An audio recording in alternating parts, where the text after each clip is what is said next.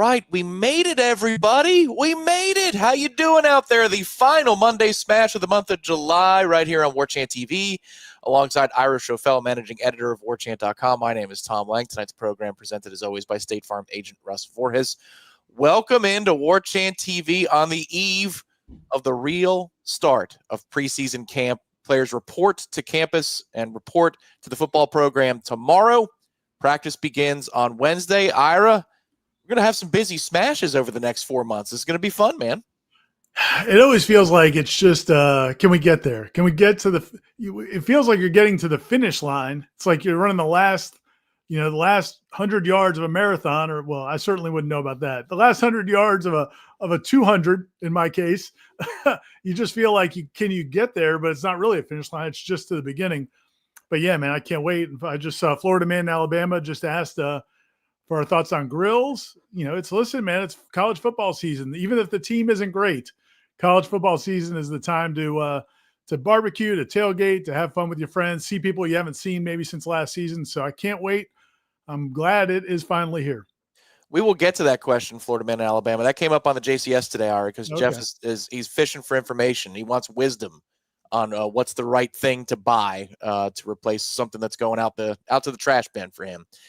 What is going out to the trash bin for us is the offseason. Here we go. Mike Norvell speaks tomorrow at 11:30 in the morning, and then we will get assistant coaches and coordinators, and we'll see how that all goes. Right around 12:30, I would say. We've got a 12 to 1 o'clock lunch and then interview hour blocked off from Florida State. And James B., you're the man. We're going to get to that in just a second. So for those of you, everybody, that love the coordinator interviews, the questions for Gus Malzahn, Tony White, and everybody else, look to the channel around 1 o'clock tomorrow for a flood of excellent content here on Warchant TV. Now, James B., what a guy. He's excited. We're all excited. Everybody file into the Monday Smash on Warchant TV. Make sure you hit the like button as you come in here. Oh, what an excellent, excellent start to the evening. James B., thank you, good sir. We love you, James B. Appreciate it, man. Thanks a lot. As we're gearing up for it tomorrow, Ira, do you already have some questions in mind? Can I ask behind the scenes? Do you know who I'm going to be interviewing yet? What's my assignment going to be when we get to the breakouts? Yeah, still haven't figured that out yet. I've got a couple ideas of things I want to do, but haven't ironed it all out yet. But yeah, a lot of personnel stuff. Just so many of these guys that we're just curious about what's happened since the end of last season or since the end of the spring. And then there's a bunch of guys that came in after the spring window: Jeremiah Wilson at corner, Chroma and Gavin Sawchuk at running back. There's guys at different positions that could be contributors this season that we've never seen in person really before, other than in an interview setting. So getting their feelings on that. And then there was a lot of loose ends from the spring. Guys that were challenged. KJ Sampson was a guy that Tony White and Terrence Knight and the defensive line coach really challenged him in the spring. And okay, how did he respond to that? So there's a lot of those kinds of questions I think will be nice to tie up what's happened since the spring. And then, obviously going forward, just, a lot of big picture stuff, just, what in terms of not just conditioning the guys are in, but like who made strides, who's changed their bodies, those kinds of things. Those are always, I think informative the first day. Other than that, they really need to start practicing before we can have any huge takeaways. And if you're asking in the chat, I've seen the question once already, how will we document this fall's camp? Well, we have our answer. We got the answer today, just after 5 p.m. It came down from Florida State. Closed. We will not be giving you observation pieces. We'll give you some insider pieces, right, Ira, as to what's going on in camp. There's a viewing period on day one of fall camp. If I said spring before, sorry about that. It begins in the afternoon on Wednesday. We're able to take a look for some photos and videos. So if you like those photos with the chain link fence in the background, you got a bunch of those coming your way. They'll be returning. Yeah, and probably some some special teams drills or something for the first couple periods of practice. But Ira, your thoughts on what at least appears for now, and I believe that's how it was worded in the email, for now, a closed fall camp and preseason camp. I mean, who's going to be thrilled? Nobody's going to be, and the media is going to be thrilled about it. And I understand some Florida State fans will be happy because they'll feel like anything that helps us be better. I don't know that it's going to help them be better. We'll see. I don't know that Mike Norvell thinks it's going to help them be better. I think, listen, at this point, I understood what Mike Norvell, a lot of his points in the spring, and I was fine with it. And I'm fine with this now. It's not that big of a deal.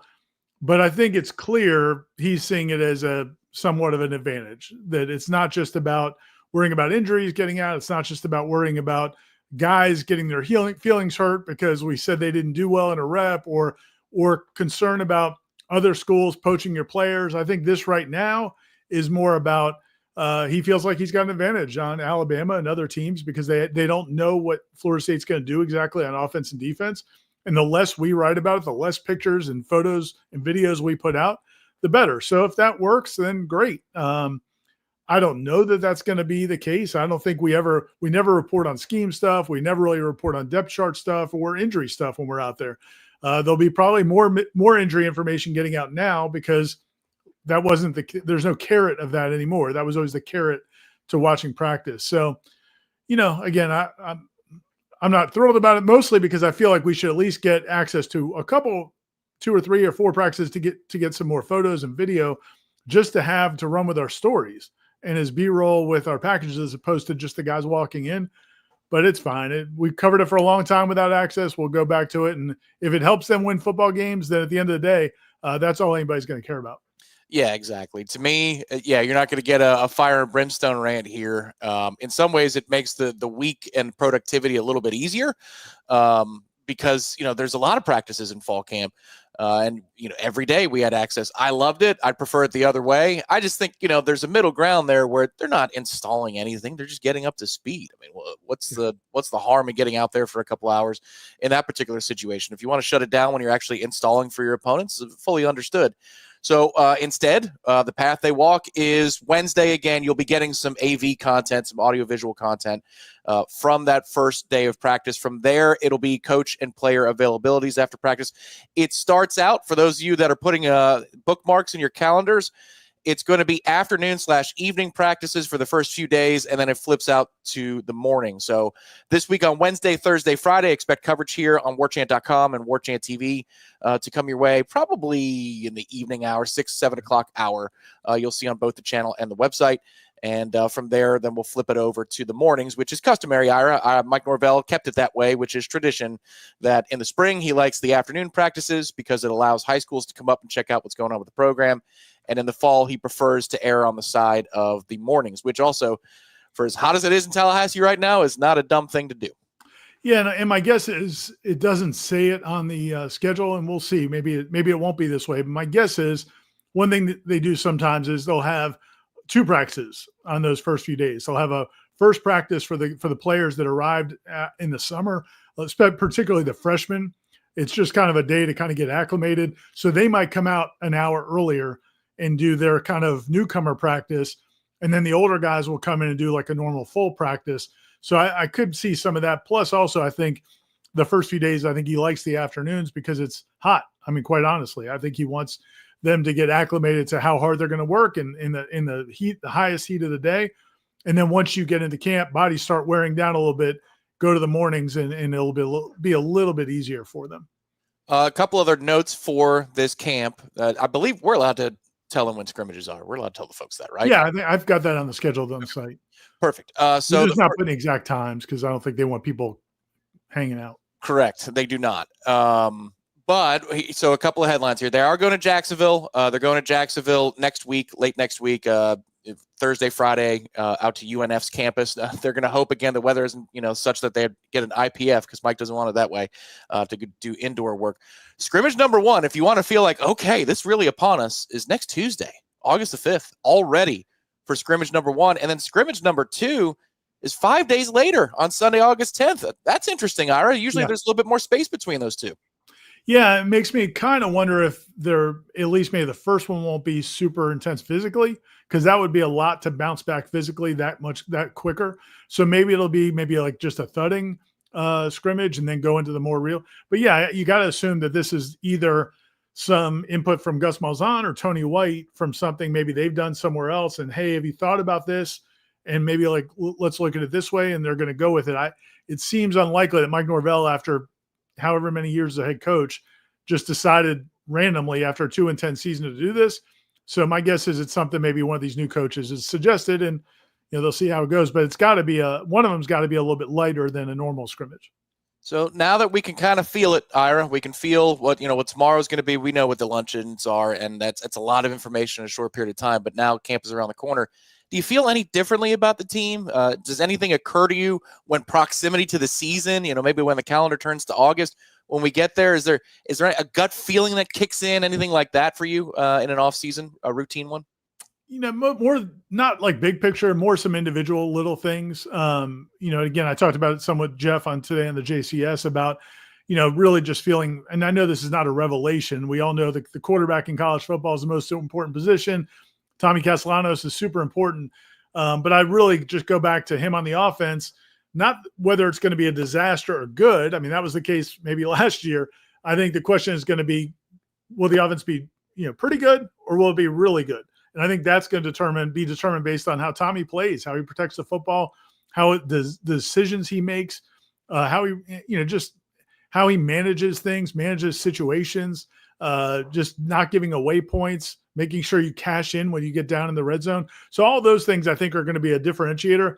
The other thing, and I'm posting a story on Daryl Jackson in the morning, and I know a lot of people have written about Daryl Jackson because he spoke at ACC kickoff. But, I really went back and looking at the numbers. That second half of the season, I mean, when you look at those, those pressures, I mean, some of the, not just necessarily the stats, the sacks and tackles, but the pressures, the hurries, some of the ways he impacted the game. I mean, man, if he puts together a full season like he did in the second half of the season, he really might be an early draft pick. I mean, I was looking at the guys. If you look at the players with 30 or more pressures last year, according to Pro Football Focus, the defensive lineman with 30 more pressures last year, he was 11th, I believe, tied for 11th with 30. Like literally all of the dudes above him are playing in the NFL now. I mean, he and the dude, I can't Bergen, like the kid that was USF and is now at LSU. Like they were the only two D linemen that had over at least 30 pressures last year on the quarterback, and then also are returning this season. And Daryl, 20 of them came in the second half of the season. Like the first half of the season, he had one game against North Carolina where he had a bunch of pressures. Other than that, he really wasn't a factor. He talked about that. He talked about why he thinks he's going to be a lot better this year, more consistent, all those things. And that story will be on Warchant in the morning. But he's a guy that I think when they said all the stuff they said in the spring about we told him to come back if he thinks he can be a top 5 pick and all the things they said, kind of was like, okay, whatever.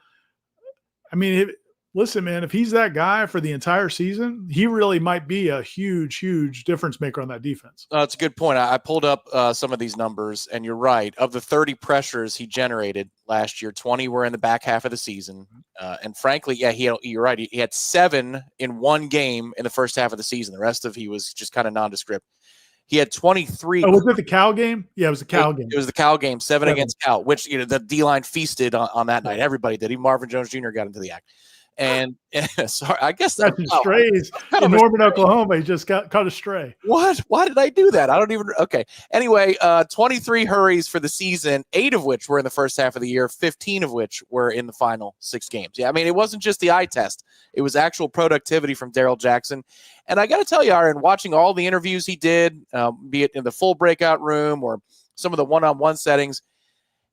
I'm buying what he's selling in terms of kind of changing his mindset, taking the leadership mantle and being serious about details, and they're just being kind of more of accountability in his day-to-day actions. Sometimes it's all lip service at a moment at a place like an ACC kickoff. I'm buying it. Did you just standing in the room with him and hearing him and feeling how the vibe was in the room?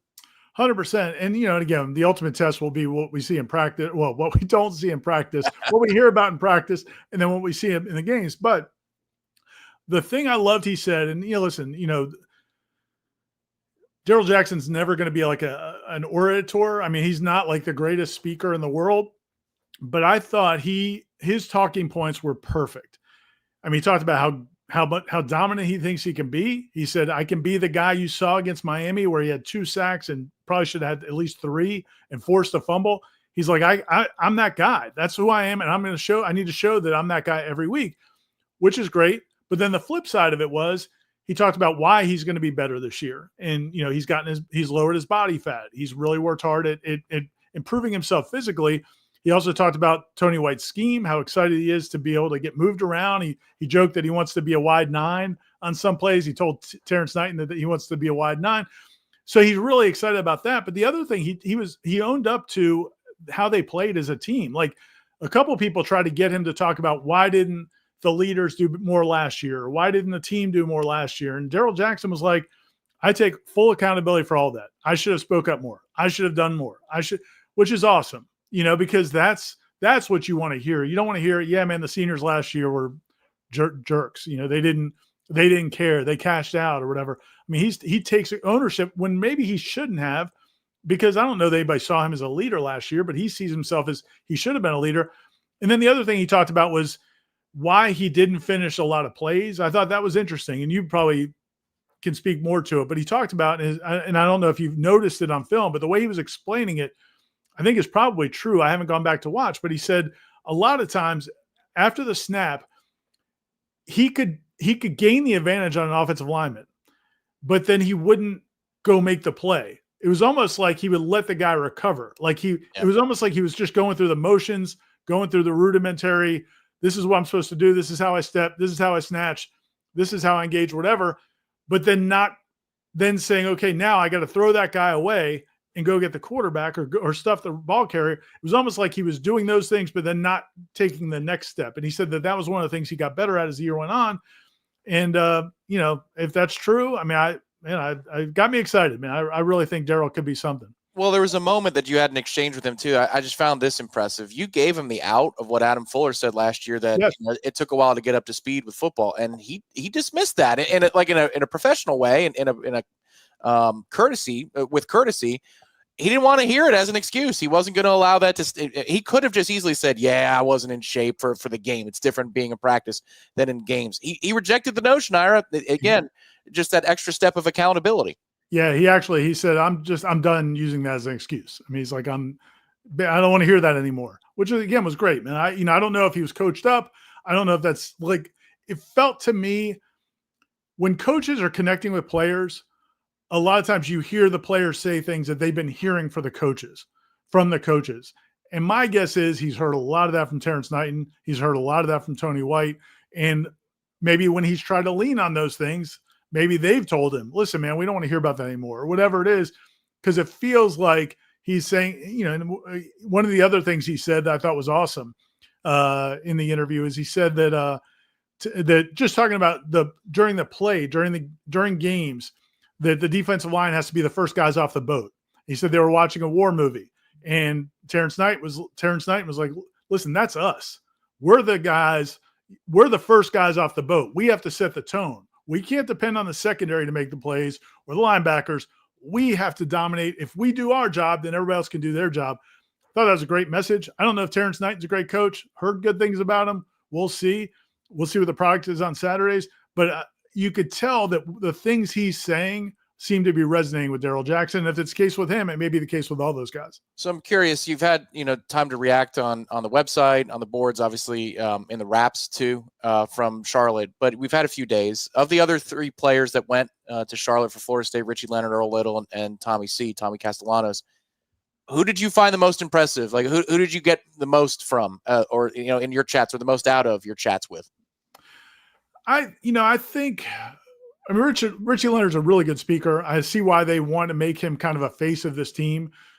He's just very polished in every setting. And, he does all the good charity work off the field. I mean, he's a guy that if they have some success this season, I think they really want to get him out there as kind of a face of the program.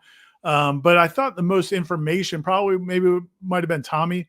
Earl, I thought Earl Little was going to be a little bit more flamboyant because he's a South Florida guy, was very highly recruited, came from Alabama, played at Alabama for a year. So you thought maybe that would kind of get him going, talking about that opportunity to play them. Nothing seemed to get him too excited at ACC kickoff, which is fine. But Tommy, I thought was good. Tommy, the way he handled himself, I thought he struck the right tone too. And I'm gonna guess a lot of the credit goes to that, to maybe Mike Norvell, Gus Malzahn, and then the sports information staff. I thought it was big to not back down from the stuff he said. I mean, I get that. And I had some friends text me when people put out headlines that he tripled down or doubled down, or he said, we stand by what I said and all those things. I don't know what people wanted. You can't come back now. I thought that was the mistake he made in that video with Deion's son is you own it. Once you've said what you said, you have to own it. And he did. And the players all backed him up, which I thought was good. Mike Norvell even backed him up.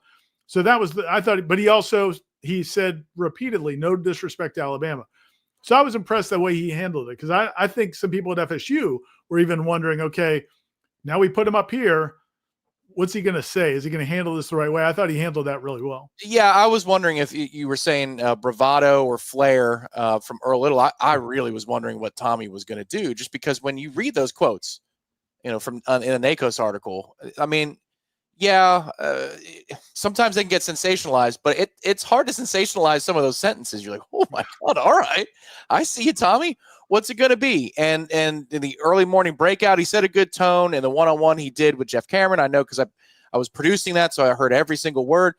I was impressed. Ira, there was more rooted in reality talk than I thought there was going to be. So that gave me a moment of, all right, this guy, he's connected to the world a little bit. He doesn't just think that nothing of his stinks and that he's going to be, some kind of baller who's going to run for 1,500 yards and throw for 3,000 this year. It was more measured in tone, and yet there were moments where the bravado did come out, where he said, at max capacity, the offense could produce 40 points a game. But I thought the mixture was more realistic than some of the quotes, and maybe the reputation from BC, where you're saying, is this guy with us, or is he just like in Tommy Castellanos land and everybody has to come along for the ride? I have a little bit more faith that this thing can work after those interviews. So to me, I thought it was kind of successful. Yeah. And I think I think he's got a good personality. I think there's always going to be the chance that he goes off the reservation at different times. We'll see how he plays out. I mean, he's an emotional kid. I mean, part of the reason that I think players like him, I think part of the reason teams have liked him, he's been on going back to high school, is he is an emotional player. And listen, man, after what we watched last year, a team that looked like they wanted to be on that football field about as much as we wanted to be there watching that football team, it's refreshing. I mean, it would be cool to see a quarterback, do the Jalen Ramsey clap in a dude's face, or just, it doesn't have to be out of control, but just play with some fire. Like, you can identify with that. And if he plays good, that's the cherry on top. But I think some emotion would be good for this football team, and he definitely brings it. And if he's got some modesty too, some reality too, that's definitely a good thing. Well, yeah, that's I hated Baker Mayfield, and then magically he put on a Tampa Bay Buccaneers helmet, and I really like Baker Mayfield. I think he's a swell guy. I think he elevates that room. He makes the team misunderstood. Better. He was misunderstood. Totally misunderstood. Even planting the flag in Columbus. I mean, you know what? It's totally misunderstood. Noel Sage, thank you for the contribution. I'm going to get to you in just a moment. But we need to thank our sponsor tonight's program, who's happened by into the chat. Check it out. Russ Forrest in the house.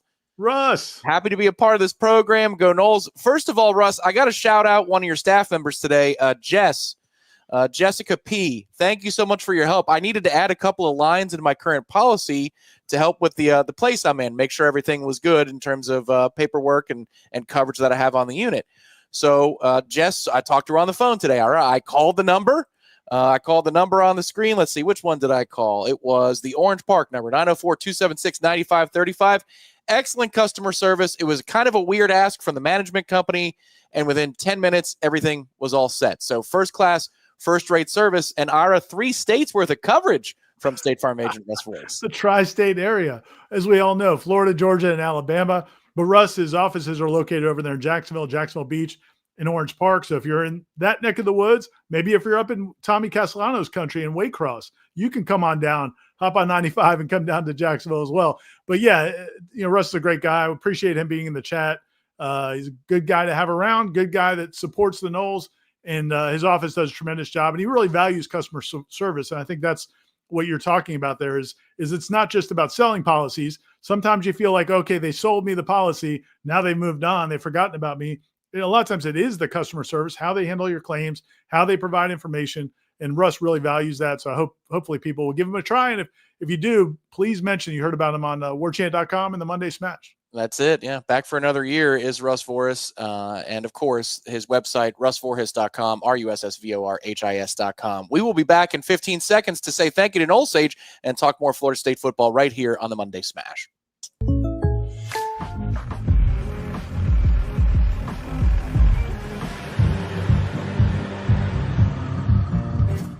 Contact Russ Vorhis for an auto quote today. Another contribution in the house. Noel Sage says, off topic, but I'm curious to know what you all think of Coach Norvell. If Nick Saban had the same team and assistants, should that move the win and loss totals in your minds? Well, I'll start with this one. I think, of course it would, because he's Nick Saban. I mean, do I think Nick Saban's a better coach than Mike Norvell? I'm going to go ahead and I think we'll go on the limb, Tom. Yes, and also when that Greg McElroy report came out last week that he was interested in coaching, look, I'm a human being. I was like, really? Is he? Is he? And where would he? Another town with a T in it? Would he be interested in coming to a different, a capital city? Just because that dude is an absolute legend. But where Norvell sits is in a precarious place. And Ira, it's been a conversation for 9 months, 10 months, 11 months about what is Mike Norvell, because 2-10, 12-0, back-to-back seasons. The era explains a little bit of that, but it also opens up a huge question for Norvell to answer this year. So how would you answer the question? Yeah, it's funny. I was listening to Wake Up Warchant this morning, Aslan and Corey made the comment. He's made similar comments these before, but he made the comment that, there's no way Dabo would go 2-10. There's no way. I can't remember who the other coach he mentioned was. They wouldn't go 2-10. It's like, yeah, man, we would have said that about Mike Norvell 10 months ago. I mean, nobody could have seen this coming. Certainly not Mike Norvell. And so I just think it was a season where everything that could go wrong went wrong. And quite frankly, in 2023, some things that could have gone wrong didn't go wrong. Like they had, I'm not going to say breaks, but if Cade Klubnik doesn't lose his mind in a couple of situations in that game at Clemson, Florida State may not win that game. If they don't win that game, things could change. So anyway, my point is, I think Mike Norvell is a good college football coach.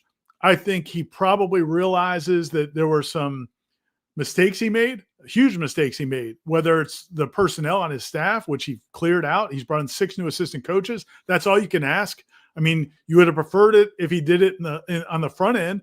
But I also think a lot of times coaches get in this habit of, if we're having success, if we're moving in the right direction, I don't want to mess it up. I don't want to get rid of these coaches where we just have won 10 games in 2022, 13 games in 2023. I don't want to, even though I feel like things are slipping, even though I'm not happy with certain things on the staff, I don't want to make changes because then it may mess up other things. The chemistry on the staff, you bring in an assistant coach who turns out he's a self-promoter. He's just in it for himself. Maybe he's divisive in the locker room. That kind of stuff can happen. So I get why he didn't make the changes.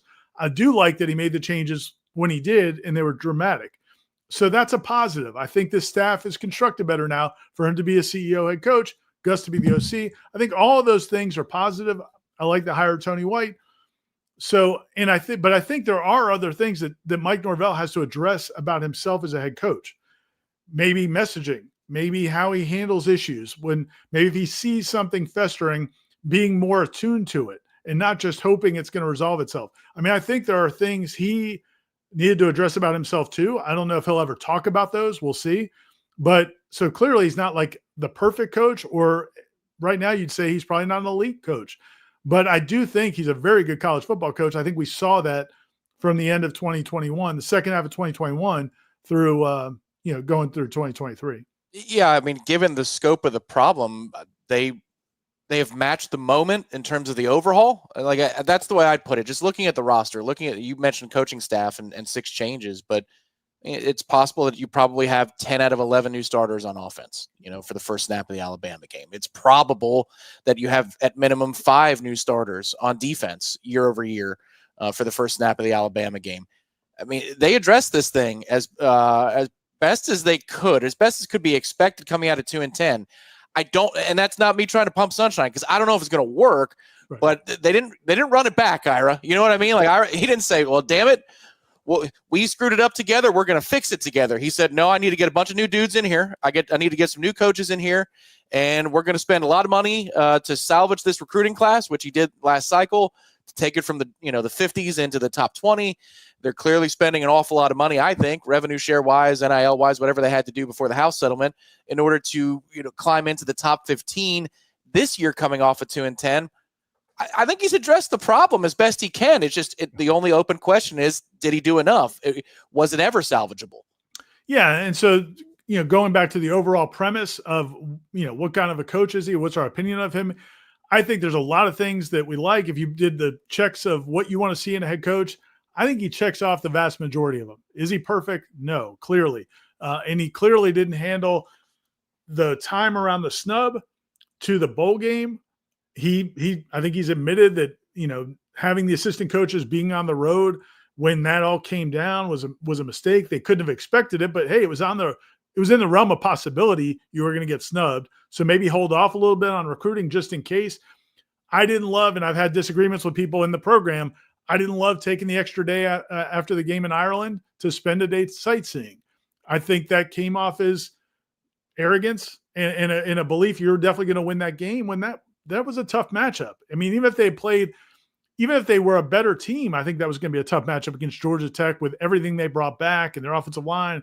So anyway, I just feel like he made some bad decisions. Clearly the roster was not handled well. The acquisitions they made was not handled well. So he's made mistakes. But ultimately, when you look at characteristics, I think he's got a lot of them that you'd want to be in a head coach. Now, what I am glad, one real thing I am really glad about is you talked about him making these changes and being willing to. If you go back to middle of last season, towards the end of last season, when we would ask him, whether it was Corey or me or Aslan or anybody, when we would ask him, have you thought about maybe changing what you do on offense in terms of getting a play caller, getting a new, looking for a new offense coordinator, whatever it was, he was always very defensive about it. That if you look at my success, we've always had success. If you look at what we've done, we've always had success. And that was true. And I agree with that. But man, it would have been bad if they had hired an OC and then he just came back to call the plays. I think that would have been a huge mistake. The fans are not bought in. If we did a poll in the chat right now, I would say 85% of the fans are at best wait and see with Mike Norvell right now. I would say a lot are close to done with him. But I think if he had just run it back as a play caller, even with a different OC, I think it would be 0% hoping for the best. I think close to it anyway. So I think he's done everything he can do. Now he's just got to go put it on the field. What did you make of some of his comments last week at ACC kickoff, especially when it came to team bonding? Like, that was something he said pretty early on. There was a reason that they needed to do extra team bonding exercises last year. I found that interesting that he was willing to open up about a nebulous time where we didn't catch any of those whispers that the team didn't like each other last year before kickoff.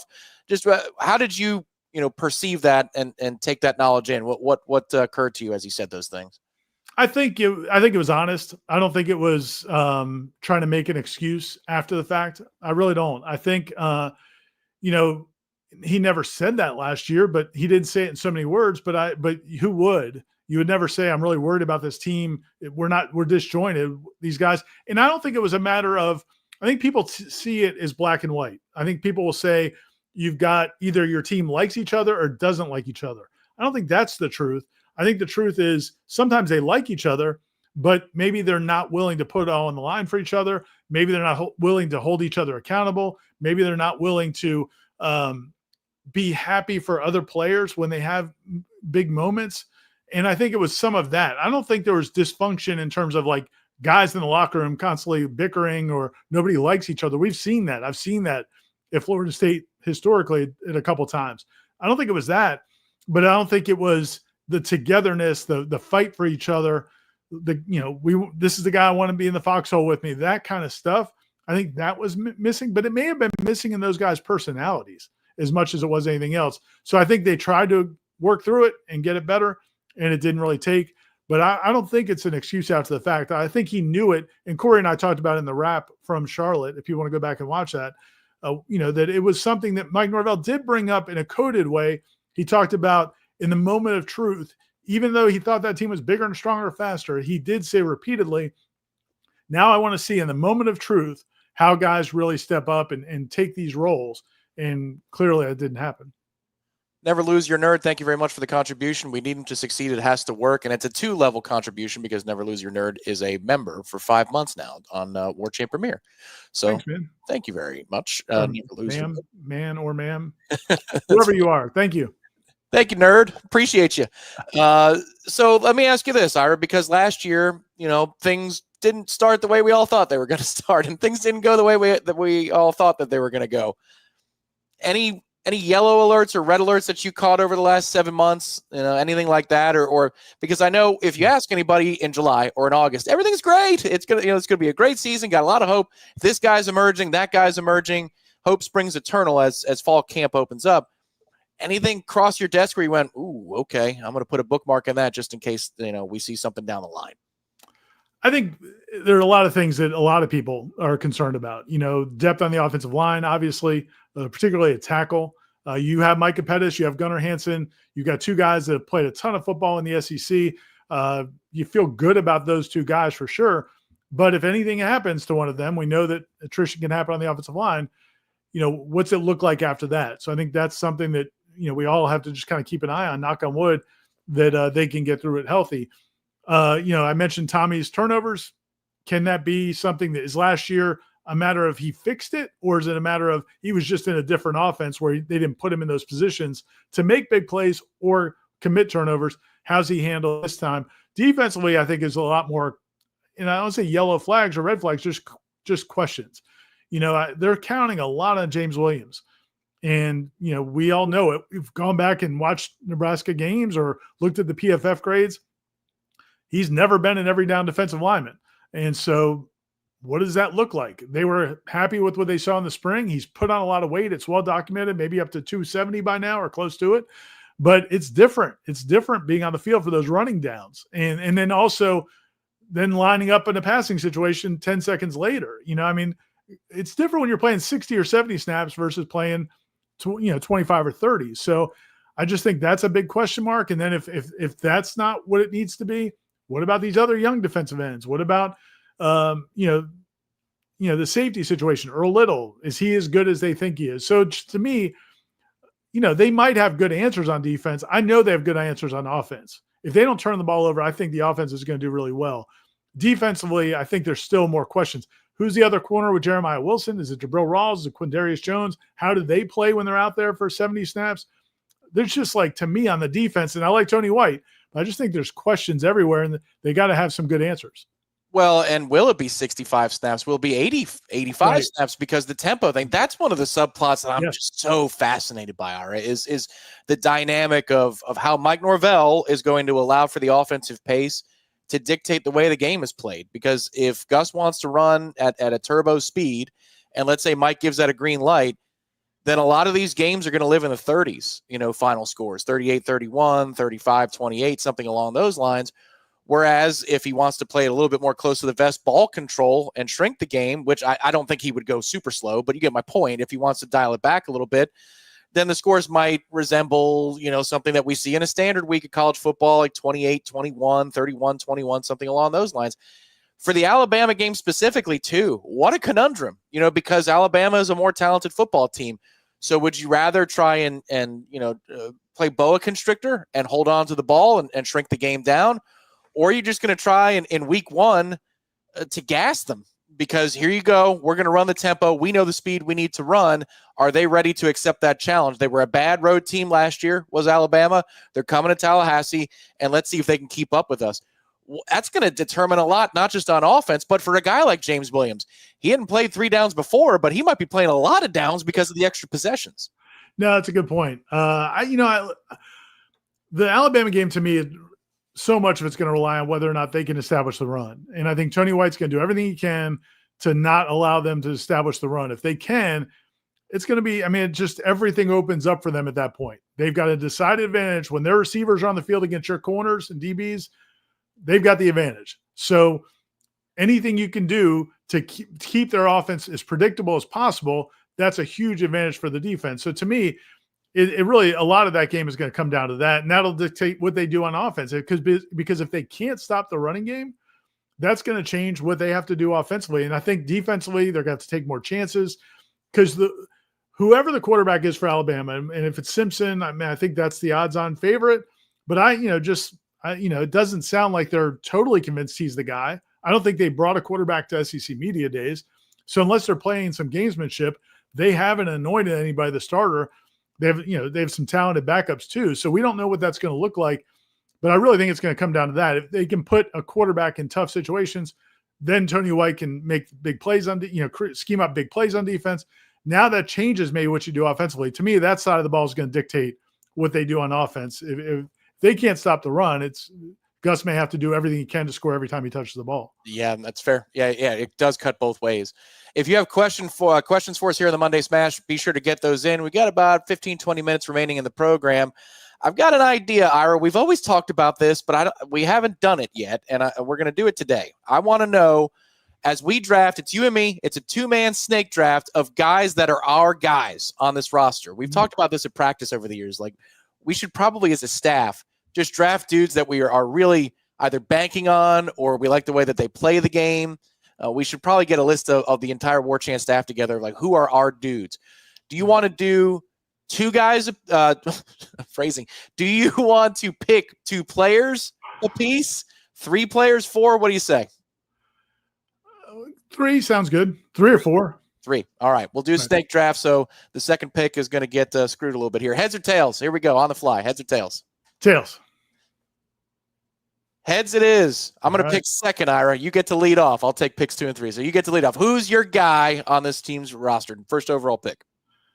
Deuce Robinson. He was number 1 on my top 40. I was the only one to give him a number 1 pick. I'm riding with Deuce Robinson. I think he's going to have a huge year. I think he's everything you want in a leader and a receiver. And it's not just because D-Rob does stuff for us and works with us. I'm going to go with Deuce Robinson. I will stay at that position. My first pick will be Squirrel White. Dude, I really, now that I'm hearing he's healthy, and that was a big development from kickoff, just to hear that summer workouts are going well for Squirrel White. I love the style of his game. I think it fits what this offense wants. It fits what this offense calls for. Again, you don't have the most accurate quarterback in the world. It's an awkward offense. So I think that he's an excellent fit. And then secondly, I'd probably pick Jeremiah Wilson. I know it's kind of a sight unseen thing. That dude has the attitude to be a cornerback. He has the stats that Florida State is sorely needing in the turnover department. He has familiarity with the scheme. He's a ball hawk. So that's dude number 2 is Jeremiah Wilson. All right, I'm gonna go with Daryl Jackson, man. Like I said at the beginning of the show, like I'm buying. I'm in on Daryl Jackson at this point, and I think he's gonna have if he can do what he did in the second half of last season for the full year, and he must have said how desperate he was 1,000 times. As long as they can keep that motor running for all 12 games and all the practices in between, I'm gonna go with Daryl Jackson there. And you get a second pick because it's a snake draft. So I'm going to go with the Luke Pettibon. I guess. Sorry. Yeah. If I stole your guy. Yeah. I'm going to go with him. I just think not just the fact that he is super smart, which we know, and not just the fact that he's, had a really good spring. Gus Malzahn loves him and he's a leader and all those things. Man, I think they have, sorry, Maurice. Love you, buddy.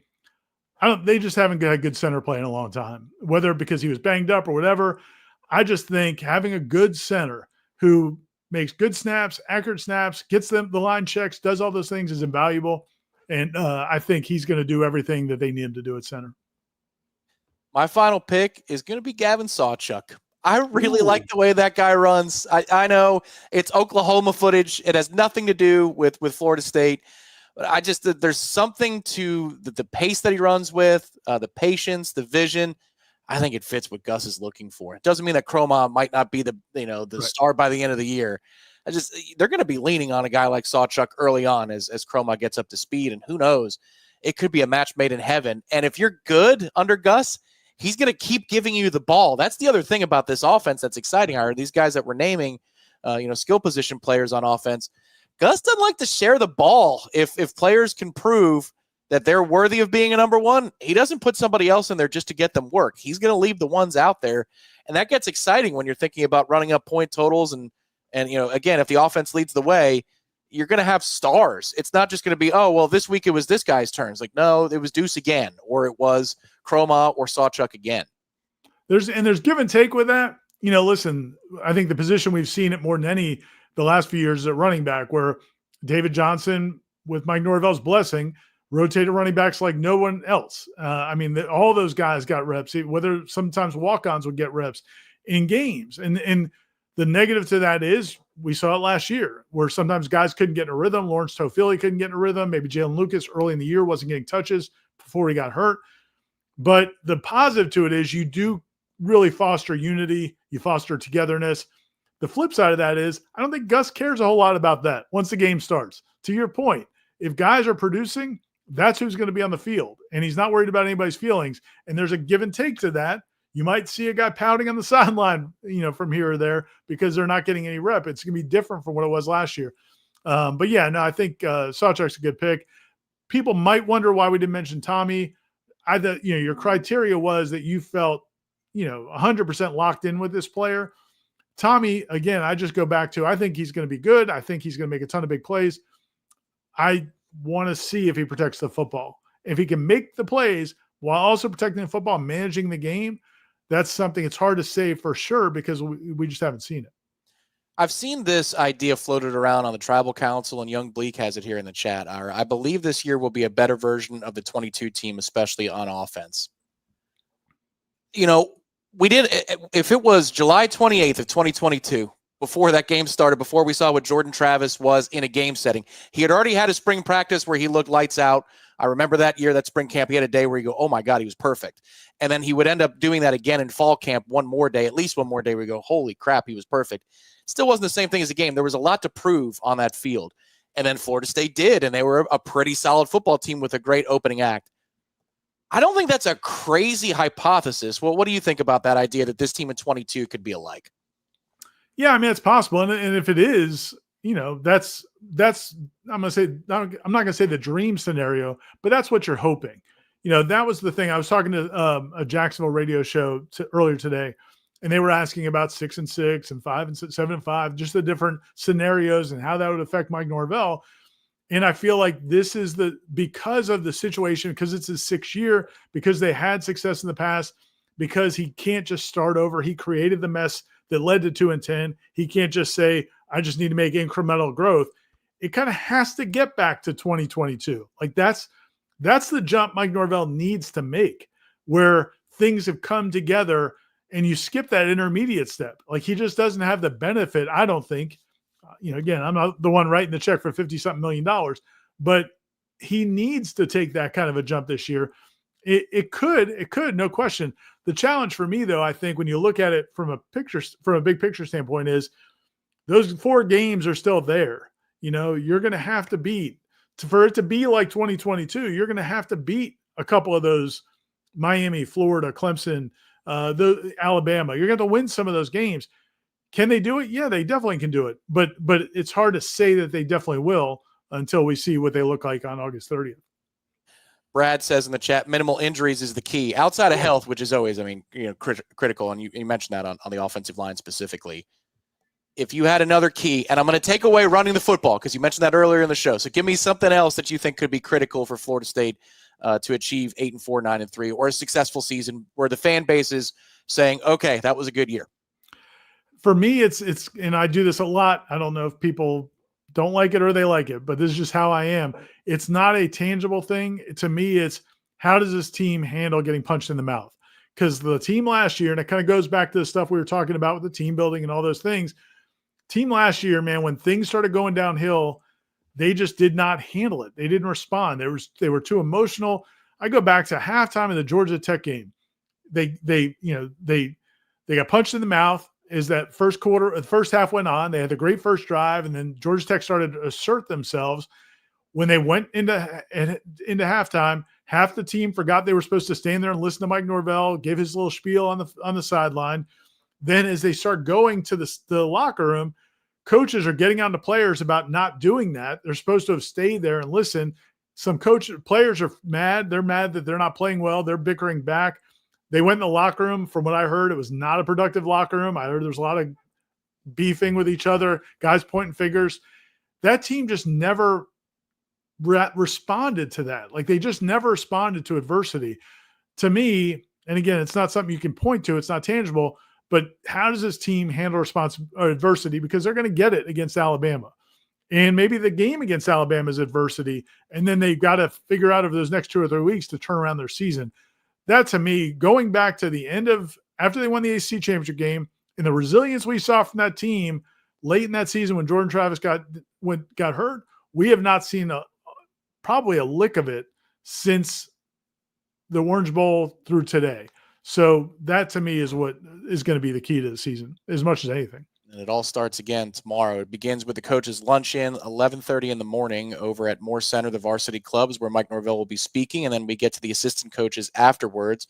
On a personal note, Ira, I'll answer this before I turn it over to you, but what side of the ball are you looking forward to hearing more about, learning more about tomorrow? For me, oddly enough, it's the offense, just because the offensive line, some of the guys weren't available for the entirety of spring. So I know that Richie Leonard was able to go on the record and speak about all those guys a few times in Charlotte. And Mike Norvell spoke about the Gunnar Hansons, Micah Pettis of the world as well.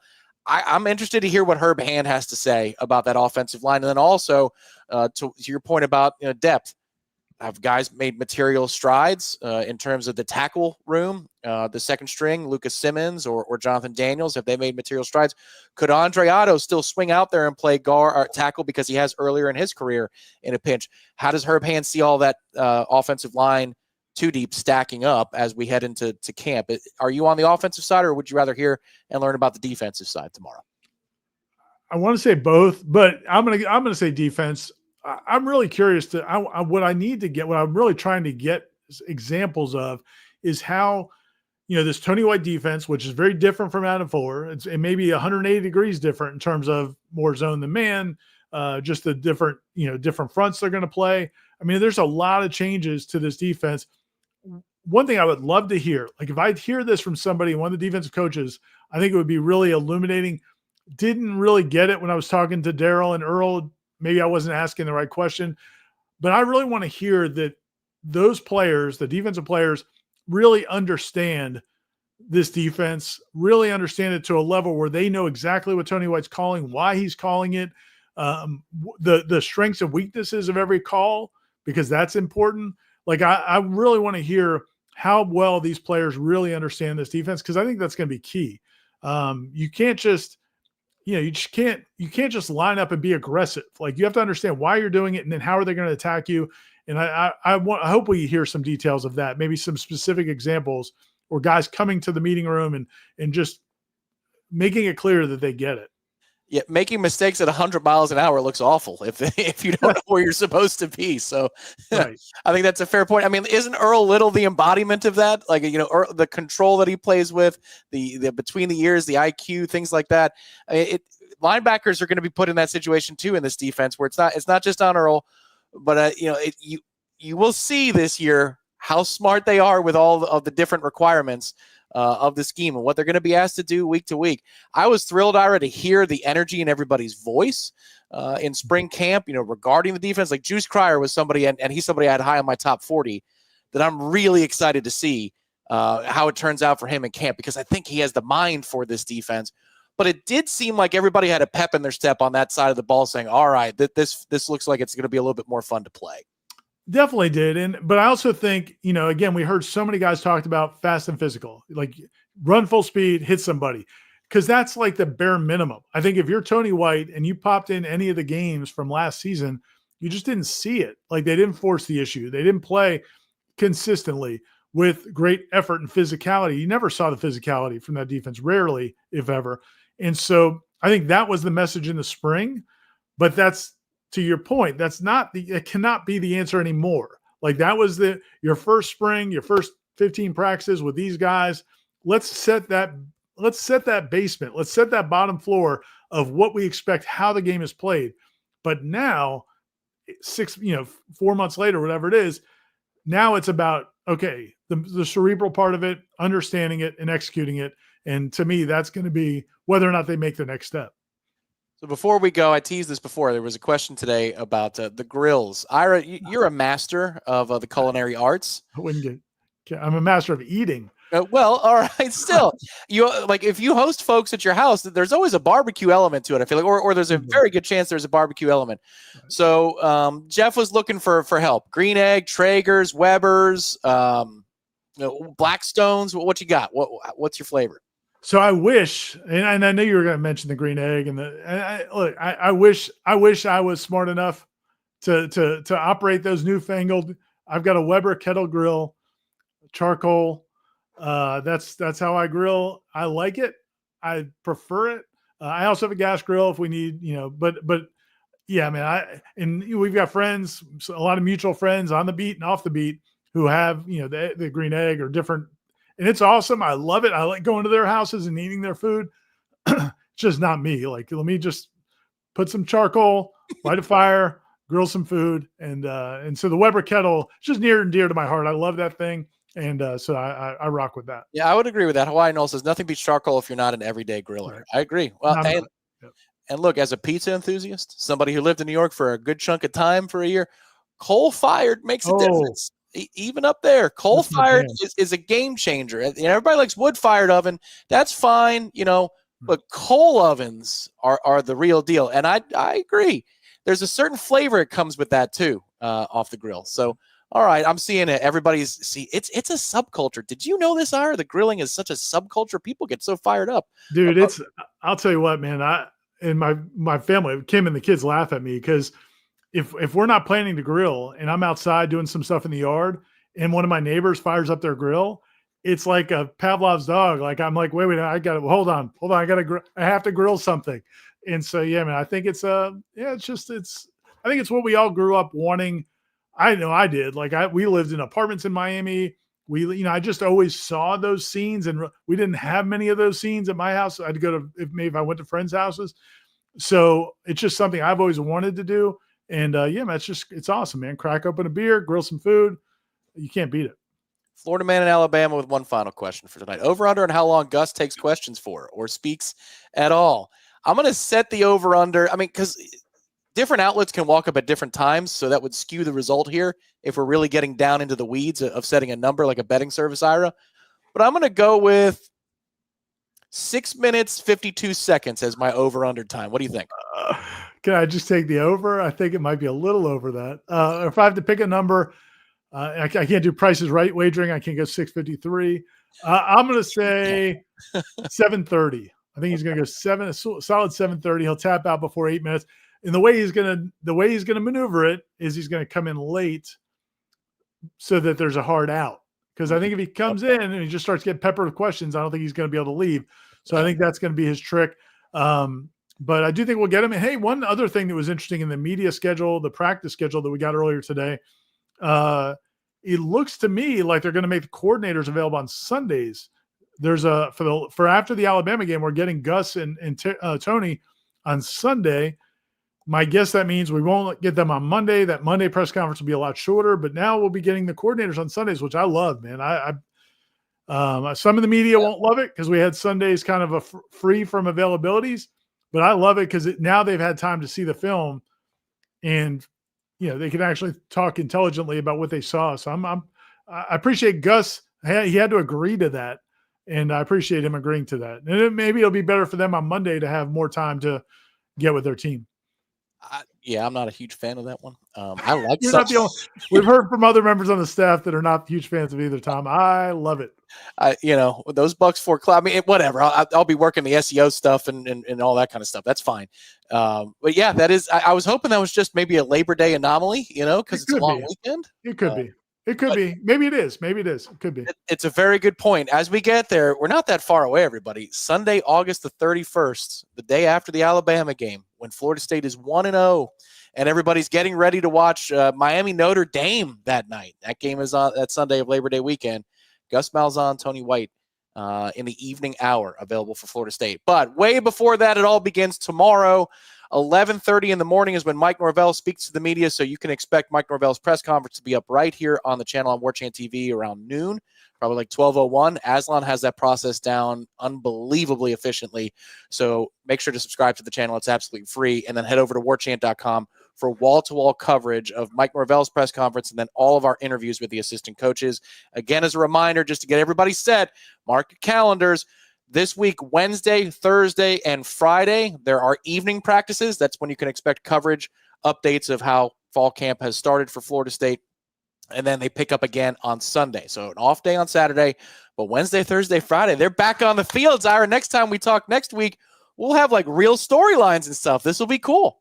It will be. And as you said, tomorrow we'll get Mike Norvell and all the coordinators, all the assistant coaches. So you're looking at the YouTube channel, the Warchant TV gets very slammed this day before camp starts, because you'll have at least probably 10 or 11 different videos. Maybe we'll do a stand. We usually don't do a stand up on that from those interviews because there's so many interviews, but tons of content. Stay connected to warchant.com and Warchant TV. And remember, so wall-to-wall coverage, Wake Up Warchant is always available on your pod feeds. It'll be available on the channel. But then tomorrow's Seminole Headlines. Here you go, everybody. Tomorrow's Seminole Headlines, 2 p.m. start. So the Jeff Cameron Show bonus hour is airing at 1 o'clock on 93.3. It'll be available in your pod feeds by lunchtime. But Seminole Headlines is 2 to 4 p.m. tomorrow. So if you like routines and habits, give us a little bit of room for the luncheon tomorrow. 2 p.m. start on Warchant TV for Seminole Headlines. All right, Ira, I will catch you in the morning, man. Thanks, dude. Looking forward to it. Thanks, everybody, for watching. Thanks to Russ and everybody that contributed.